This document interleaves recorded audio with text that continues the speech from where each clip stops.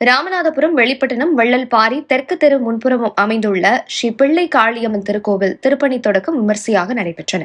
ஆலயங்களில் திருப்பணி தொடங்கப்படும் போது மூலவர் மற்றும் பிற மூர்த்திகளின் அருட்சக்தியை தற்காலிகமாக கலசத்திற்கு ஆவாகனம் செய்து பணிகள் தடையின்றி நடப்பதற்காக பாலாஸ்தாபன முறை பின்பற்றப்படுகிறது. திருப்பணியை தடையின்றி நடத்த இறைவன், விநாயகர், குரு மற்றும் இறைவனை வேண்டி ஆலய திருப்பணி நன்முறையில் பூர்த்தி அடைய வேண்டும் என்று வேதம் மற்றும் ஆகம விதிகளின்படி மனதார உறுதியேற்று பூஜையை தொடங்கினர். கருவறையில் உள்ள விக்கிரகத்தில் இருக்கும் தெய்வீக அருட்காட்சியை மந்திர உச்சாடனங்கள் மூலம் கலசத்திற்கு இடமாற்றம் செய்தனர். யாக பூஜை, காலாகர்சனம் செய்யப்பட்ட கலசங்களை யாகசாலையில் பிரதிஷ்டை செய்து வேத மந்திரங்கள், திரவிய ஹோமங்கள் மூலம் அக்னி பகவானை சாட்சியாக கொண்டு நடத்தினர்.